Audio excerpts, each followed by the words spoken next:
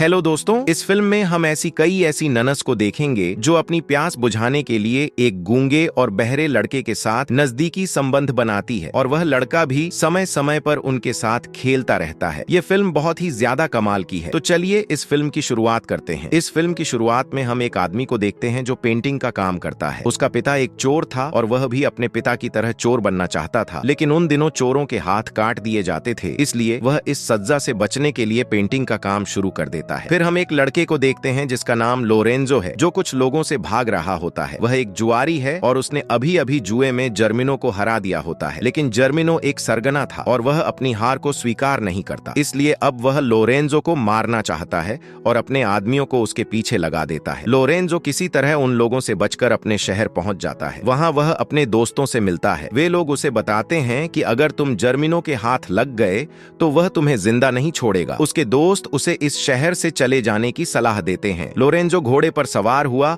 और किसी दूसरे ठिकाने की तरफ जाने की सोचता है, लेकिन फिर से उसके पीछे जर्मिनो के आदमी लग जाते हैं। वो भागता हुआ एक जंगल पहुंचता है जहां उसे एक आदमी एक मरे हुए आदमी को ले जाते हुए दिखाई देता है। उस आदमी से पूछने पर पता चलता है कि मरा हुआ इंसान दरअसल एक चर्च में गार्डनर था जहां कई सारी ननस रहती हैं। इसके बाद लोरेंजो सोचता है कि अगर वह इस मरे हुए आदमी की जगह यहाँ काम करने लगे तो किसी को कुछ पता नहीं चलेगा और उसे छिपने की जगह भी मिल जाएगी। लोरेंजो उस आदमी से चर्च के बारे में पूछता है। वह आदमी उसे बताता है कि उन ननों को एक माली की जरूरत है जो गूंगा और बहरा हो, क्योंकि वे नन्हे ऐसा आदमी चाहती हैं जो न तो कुछ बोल सके और न ही कुछ सुन सके। यह बात सुनकर लोरेंजो को बहुत अजीब लगता है। तभी वहां जर्मिनो के आदमी आ जाते हैं, जिनसे बचने के लिए वह एक पेड़ पर चढ़ जाता है। वे सभी लोग लोरेंजो के घोड़े का पीछा करते हुए वहां से निकल जाते हैं। लोरेंजो पेड़ पर चढ़कर उन लोगों को देख रहा होता है, लेकिन जिस डाल पर वह बैठा होता है वह डाल टूट जाती है और वह बहुत ऊंचाई से नीचे गिर जाता है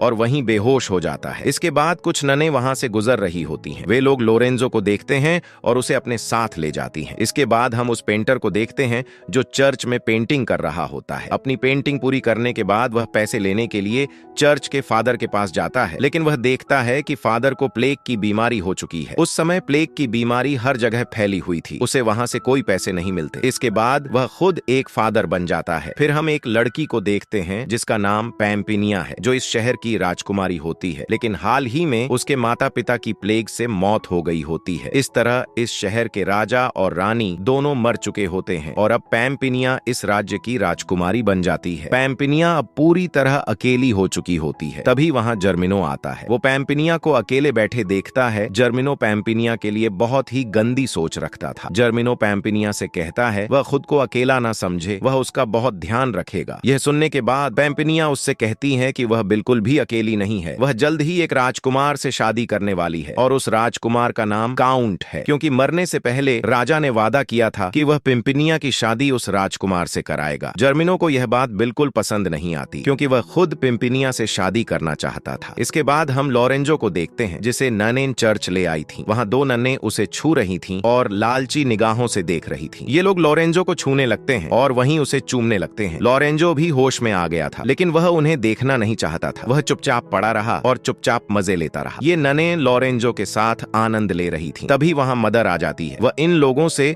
लोरेंजो के बारे में पूछती है। वे मदर से कहती हैं कि ऐसा लगता है कि यह लड़का गूंगा और बहरा है। अब उन दोनों नन्नों को लोरेंजो पसंद आने लगा था, इसीलिए वे उसे चर्च में ही रखना चाहती थी। इसी वजह से उन्होंने बिना जांचे परखे यह कह दिया कि लोरेंजो गूंगा और बहरा है। जब मदर यह सुनती है तो वह बहुत खुश हो जाती है और कहती है कि यह बहुत अच्छी बात है। अब लोरेंजो बहुत खुश होता है। अब दोनों तरफ से उसकी शारीरिक जरूरतें पूरी होने वाली थीं। एक चला गया और दूसरा घर आ गया। अब सबकी शारीरिक इच्छाएं पूरी होने वाली थीं। लोरेंजो यह सब सुनता है और सब समझ जाता है। उसे समझ में आ जाता है कि ये सब प्यासी ननें हैं और यहाँ रहकर उसे बहुत मजा आने वाला है। यहाँ पहले जो बूढ़ा माली था उसे भी इन लोगों ने अपनी शारीरिक जरूरतें पूरी करने के लिए रखा था, लेकिन इन लोगों ने उससे बहुत ज्यादा करवा लिया, जिसकी वजह से उसकी बिना बीमारी के ही मौत हो गई। इसके बाद ये दोनों ननें लोरेंजो के कपड़े उतारती हैं और उसे नहलाती हैं। वे अपने कपड़े भी उतार देती हैं और फिर उसे धोती हैं। इसके बाद ये लोग एक दूसरे के करीब आ जाते हैं। धीरे धीरे लोरेंजो बगीचे में काम करने लगता है, लेकिन साथ साथ उसे इन नन्नों को एक एक करके संभालना पड़ता था। इस वजह से लोरेंजो को नन्नों के साथ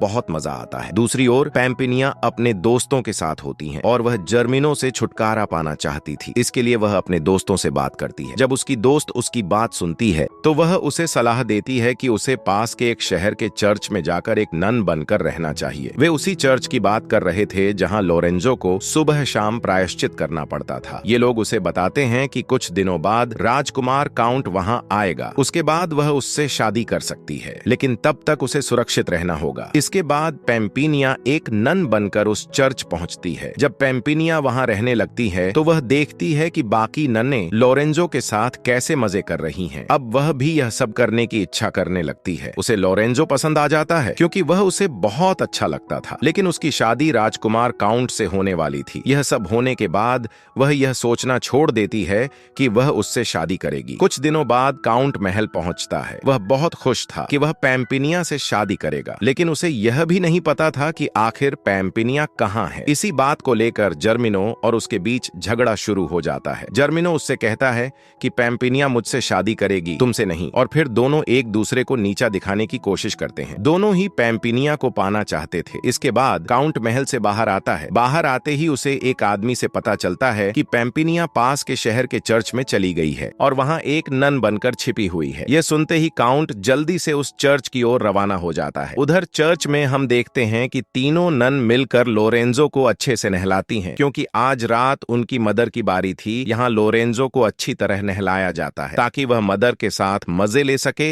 इसके बाद लोरेंजो को नन की मदर के पास भेज दिया जाता है, जहाँ वह लोरेंजो के साथ खूब आनंद लेती है। लेकिन पैम्पिनिया को यह सब बिल्कुल पसंद नहीं आता, क्योंकि उसके मन में लोरेंजो के लिए भावनाएं पैदा हो चुकी थीं। अगले दिन जब पैम्पिनिया बगीचे में जाती है तो वह लोरेंजो को गाना गाते हुए देखती है, और उसे गाते हुए देखकर वह बहुत खुश होती है, क्योंकि जिसे वह चाहती थी वह न तो गूंगा है और न ही बहरा। इसके बाद वह लोरेंजो के पास जाती है और उसकी आंखों पर पट्टी बांध देती है। लोरेंजो को यह सब बहुत अजीब लगता है, लेकिन उसे यह सब बहुत अच्छा भी लगता है। वह सोचता है कि यह नन बहुत अलग है, क्योंकि वह किसी अलग ही तरीके से नजदीक आना चाहती है। लेकिन पैम्पिनिया सिर्फ उसे चूमती है और उससे कहती है कि वह उससे शादी के बाद ही नजदीकी संबंध बनाएगी, क्योंकि वह उससे प्यार करती है। पैम्पिनिया की ये बातें सुनकर लोरेंजो को बहुत अच्छा लगता है। उसे लगता है कि यहाँ कोई है जो उससे प्यार करता है, वरना यहाँ तो सब बस अपनी पहली इच्छा पूरी करना चाहते हैं। इसके बाद अगले दिन पैम्पिनिया नन की मदर के पास जाती है और उन्हें लोरेंजो की पूरी सच्चाई बता देती है। वह कहती है कि लोरेंजो न तो गूंगा है और न ही बहरा, वह बस ऐसा दिखावा करता है ताकि हम सबका फायदा उठा सके, क्योंकि उसने लोरेंजो को बगीचे में गाते हुए देखा था। यह सुनकर नन की मदर बहुत गुस्सा हो जाती है और बाकी नन भी बहुत नाराज हो जाती हैं। वे सब मिलकर लोरेंजो को चर्च से बाहर निकाल देती हैं। इसके बाद पैम्पिनिया भी चर्च छोड़ देती है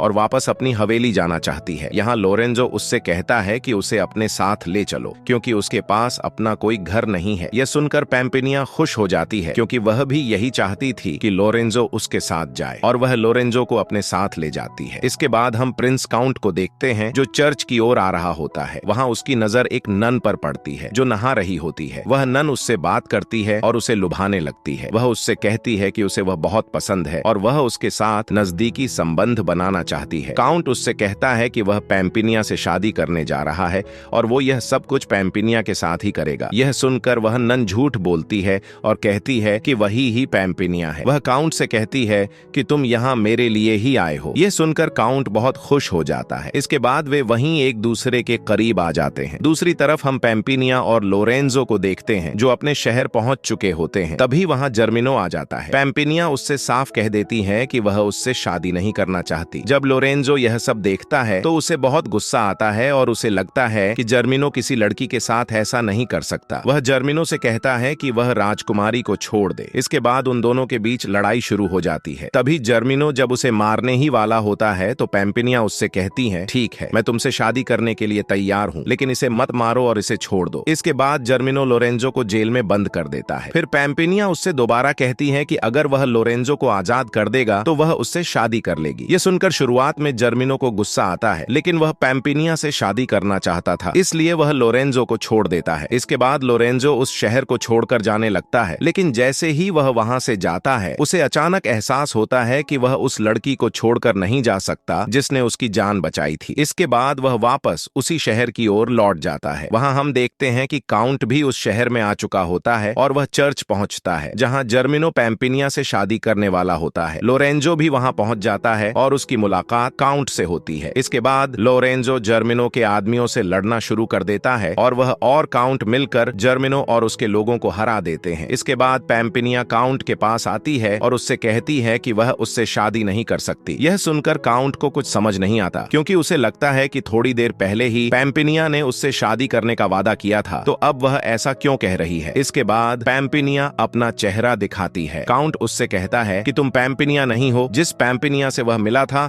वह तो रास्ते में मिली दूसरी लड़की थी। तभी वह लड़की भी वहां आ जाती है। पैम्पिनिया उसे देखकर बहुत खुश होती है। काउंट कहता है कि वही असली पैम्पिनिया है और वह उसी से शादी करेगा। उधर लोरेंजो वहां से जाने लगता है।